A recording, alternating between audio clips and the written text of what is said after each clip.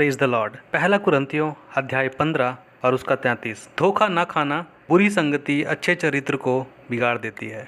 यहाँ पर प्रेरित पौलुस क्यों बोलते हैं कि बुरे लोगों से दूर रहो या बुरी संगति से दूर रहो, और क्यों बुरी संगति हमारे चरित्र को खराब कर देती है? क्योंकि जब हम बुरी संगति में पड़ते हैं तो उससे हमारा जो चरित्र है वो धीरे धीरे गिरने लग जाता है। लोग बुरे चीज़ों में पड़ जाते हैं, जैसे कि नशा, वेश्यावृत्ति, जुआ खेलना, झूठ बोलना, धोखा देना, लालच में पड़ जाना, और यहाँ तक कि अपने विश्वास से भी दूर चले जाना। अगर आप किसी व्यक्ति के बारे में जानना चाहते हैं कि उसका चरित्र किस प्रकार का है, तो आप उसके सबसे क्लोज या उसके करीबी मित्रों को देखिए और आपको पता चल जाएगा कि उसका चरित्र कैसा होगा। क्योंकि हमारे जो करीबी दोस्त होते हैं, मित्र होते हैं, उनका बहुत ज़्यादा असर हमारे चरित्र पर पड़ जाता है। तो भाई और बहनों, बने रहिए वीडियो के अंत तक। हम 2 घटनाएं देखेंगे बाइबल में से, जहां से हमें सीखने को मिलेगा कि कैसे हमें चुनाव करना है अच्छी संगति या बुरी संगति का, और क्यों हमें अच्छी संगति का चुनाव करना है और बुरे से बचना है।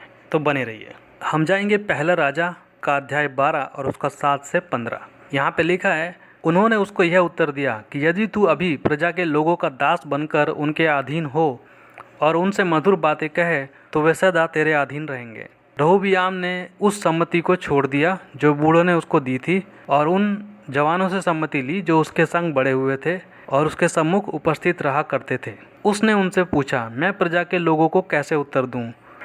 उसमें तुम क्या सम्मति देते हो? उन्होंने तो मुझसे कहा कि जो जुआ मेरे पिता ने हम पर डाल रखा है उसे तू हल्का कर। जवानों ने जो उसके संग बड़े हुए थे उसको यह उत्तर दिया कि उन लोगों ने तुझसे कहा है कि तेरे पिता ने हमारा जुआ भारी किया है, परंतु तू उसे हमारे लिए हल्का कर। तू उनसे यूँ कहना कि मेरी 6 उंगलियां मेरे पिता की कमर से भी मोटी हैं। मेरे पिता ने तुम पर जो भारी जुआ रखा था उसे मैं और भी भारी करूँगा। मेरा पिता तो तुमको कोड़ों से ताड़ना देता था, परंतु मैं बिच्छुओं से दूंगा। तीसरे दिन जैसे राजा ने ठहराया था कि तीसरे दिन मेरे पास फिर आना, वैसे ही यरोबाम और समस्त प्रजागण रहोबियाम के पास उपस्थित हुए। तब राजा ने प्रजा से कड़ी बात की और बूढ़ों की दी हुई सम्मति छोड़कर जवानों की सम्मति के अनुसार उनसे कहा कि मेरे पिता ने तो तुम्हारा जुआ भारी कर दिया, परंतु मैं उसे और भी भारी कर दूंगा। मेरे पिता ने तो कोड़े से तुमको ताड़ना दी थी, परंतु मैं तुमको बिच्छू से ताड़ना दूंगा। सो राजा ने प्रजा की बात नहीं मानी। इसका कारण यह है कि जो वचन यहोवा ने शिलोवासी अहिय्याम के द्वारा नबात के पुत्र यरोबाम से कहा था, उसको पूरा करने के लिए उसने ऐसा ही ठहराया था। यहाँ पर देखते हैं हम लोग कि राजा सुलेमान जो है, उसकी मृत्यु के बाद उसका जो बेटा है रहोबियाम, वो राजा बनता है, और वो एक काफ़ी रेबिलियन काइंड ऑफ उस तरह का राजा है जो काफ़ी थोड़ा सा डेंजर है प्रजा के लिए। लेकिन यहाँ पे हमें पता चलता है कि वो चाहता था कि जो प्रजा है, जो वहाँ के लोग हैं इजराइल के, उनका जो जुआ है, यानी कि उनके ऊपर जो भी कर वगैरह है, वो थोड़ा कम हो। लेकिन उसने यहाँ पर गलती ये की कि वो इसके बारे में जब सलाह लेने की बात आई, एडवाइस लेने की, तो उसने एडवाइस पुराने लोगों से ना लेकर, यानी कि जो मैच्योर लोग थे, जो समझदार लोग थे, जिनका एक्सपीरियंस था, उनकी बजाय उसने उन लोगों से जो है एडवाइस ली जो लोग उसकी ही उम्र के थे। यानी कि ये वही लोग थे जिनके साथ वो बचपन से खेला था, ये वही लोग थे जिनके साथ उसने बहुत सारे गलत काम किए होंगे, बहुत सारी जो है शरारतें की होंगी शायद। और उसके दोस्तों ने जो एडवाइस दी थी वो एडवाइस बहुत ही बुरी थी, और उसके फलस्वरूप क्या हुआ कि जो प्रजा थी वो उसके खिलाफ हो गई, और इसके बाद वो इतना अच्छा राजा नहीं बन पाया, और परमेश्वर भी उससे खुश नहीं था, और फिर उसकी मृत्यु हो गई। तो रहोबियाम के जो दोस्त थे वो लोग अच्छे नहीं थे और बुरे लोग थे। उन्होंने उसके मन को जो है कठोर किया और उसमें गलत बातें उसको सिखा दी। और आज के टाइम में भी हम ये देखते हैं कि जब हमारे जो मित्र हैं, अगर वो अच्छे नहीं हैं, हमारे करीबी लोग, अगर हमने उनको समझदारी से नहीं उनका चुनाव किया है, तो क्या होगा? तो होगा ये कि हमारे जो एक्शन हैं, जो हमारे डिसीजन होंगे, जो हम अपने जीवन में निर्णय लेंगे, वो शायद गलत हो जाएंगे। यहाँ पर क्या होता है कि रहोबियाम जो है वो एक्शन लेता है और उसकी वजह से पूरी प्रजा उसके खिलाफ हो जाती है। जो 12 जो है गोत्र हैं वहाँ पर इजराइल के, उसमें से सिर्फ 2 उसके साथ रहते हैं, बाकी 10 के 10 उसके खिलाफ हो जाते हैं। रहोबियाम के पास एक मौका था, इस राजा के पास एक मौका था कि वो प्रजा की सेवा करे और एक अच्छे राजा के रूप में बहुत लंबे टाइम तक शासन करे।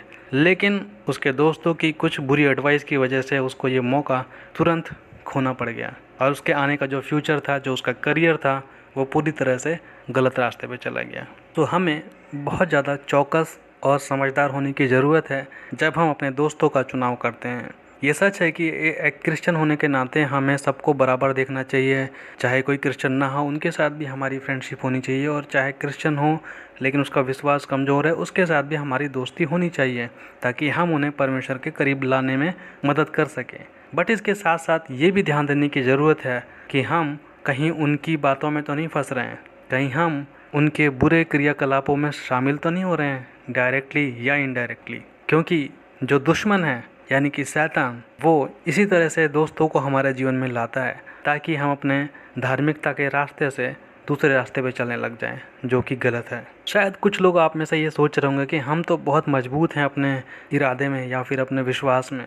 सो प्लीज़ इस बात को हल्के में मत लीजिए, क्योंकि जितना ज़्यादा आप बुरे लोगों के साथ या फिर अविश्वासी लोगों के साथ जितना ज़्यादा समय बिताएंगे, चांसेज है कि कुछ टाइम के बाद आप उनके जैसे ही बात करने लग जाएंगे, उनके जैसे ही सोच भी आपकी हो जाएगी और आप उनकी हर एक बातों पे एग्री होने लग जाएंगे। क्योंकि ये इंसान का नेचर है कि वो जिसके साथ रहता है, जिन लोगों के साथ रहता है, उनके जैसा ही बनता चला जाता है। एक क्रिश्चियन होने के नाते ज़रूरी नहीं है कि आप बहुत बड़ी भीड़ का हिस्सा हो सकें।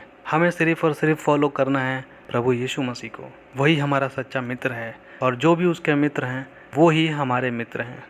और ऐसे मित्र हमें हमेशा प्रोत्साहित करते हैं ताकि हम परमेश्वर प्रभु यीशु मसीह के रास्ते पर आगे बढ़ें। ऐसे मित्र जो आपके विश्वास को कमज़ोर करने लग जाते हैं, ऐसे मित्र जो आपको मदद नहीं करते कि आप परमेश्वर में आगे बढ़ें, ऐसे मित्र जो आपको हर एक अच्छे काम से धीरे धीरे दूर ले जाना चाहते हैं, ऐसे मित्र जो आपको कॉम्प्रोमाइज़ करने के लिए बोलते हैं कि एक दिन से कोई फ़र्क नहीं पड़ता, एक बार करने से कोई फ़र्क नहीं पड़ता, डोंट बी लाइक जीसस, यीशु मसीह बनने की कोशिश मत करो। इस तरह की बातें जब लोग करते हैं तो आप तुरंत अलर्ट हो जाइए।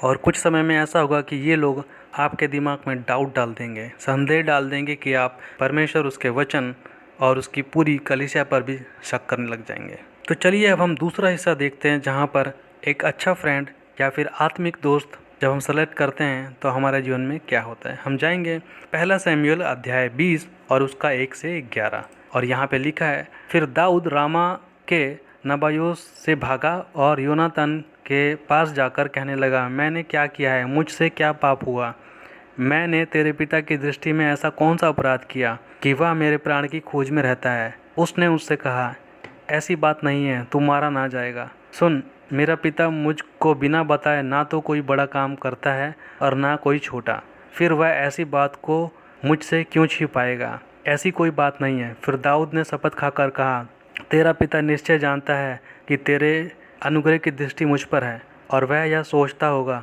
कि योनातान इस बात को ना जानने पाए, ऐसा न हो कि वह खेदित हो जाए। परंतु यहोवा के जीवन की शपथ और तेरे जीवन की शपथ, निसंदेह मेरे और मृत्यु के बीच डग ही भर का अंतर है।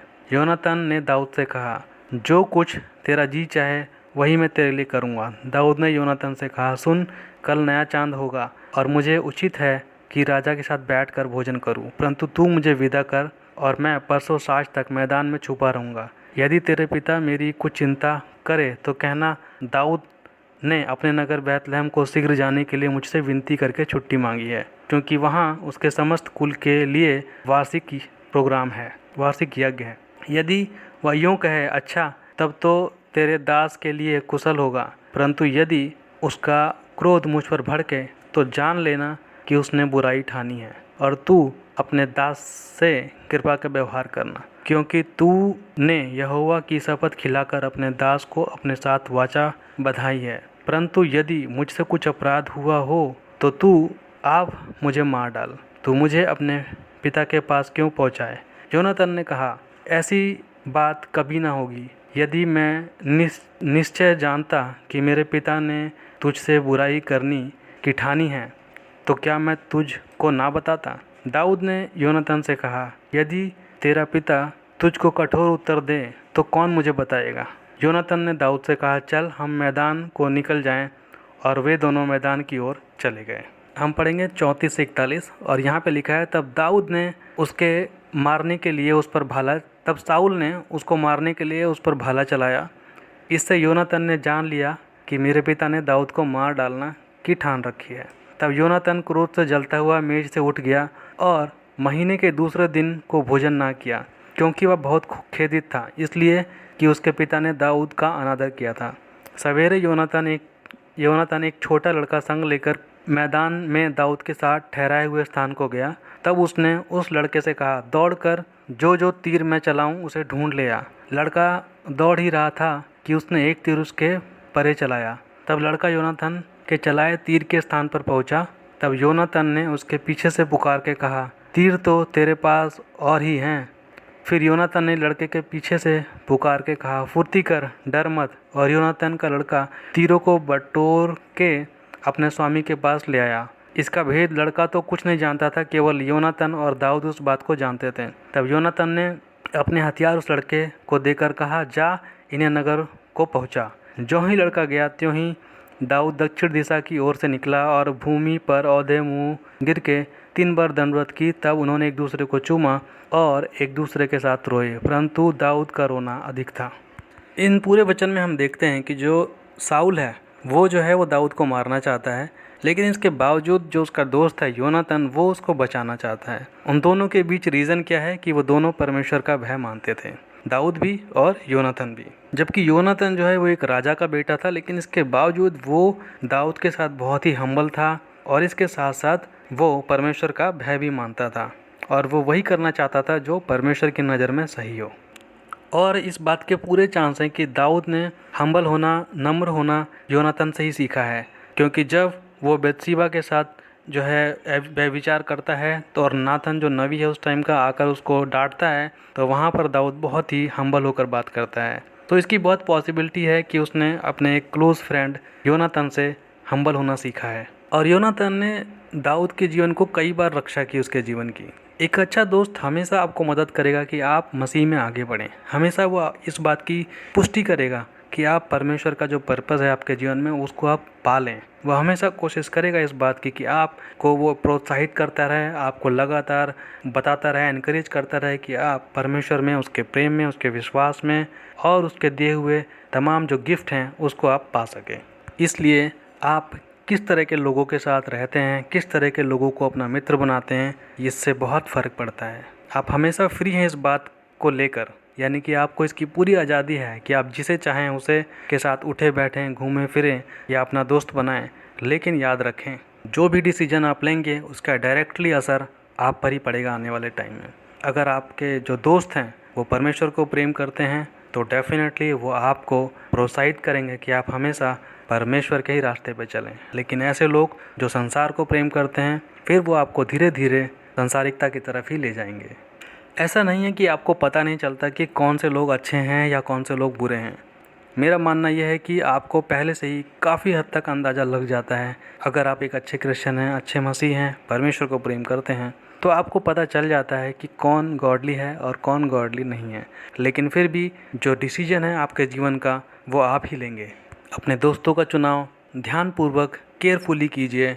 ऐसे दोस्तों का चुनाव कीजिए जो आपको परमेश्वर में आगे बढ़ाए, बजाय इसके कि वो जो आपको परमेश्वर से दूर ले जाएं। मैं उम्मीद करता हूं कि आपने ज़रूर कुछ सीखा होगा और आने वाले टाइम में हम लोग मिलके अच्छे डिसीजन बनाएंगे ताकि हम सिर्फ परमेश्वर में ही आगे बढ़ें और समझदारी से अपने करीबी दोस्तों को चुनें। परमेश्वर की महिमा हो। आमीन।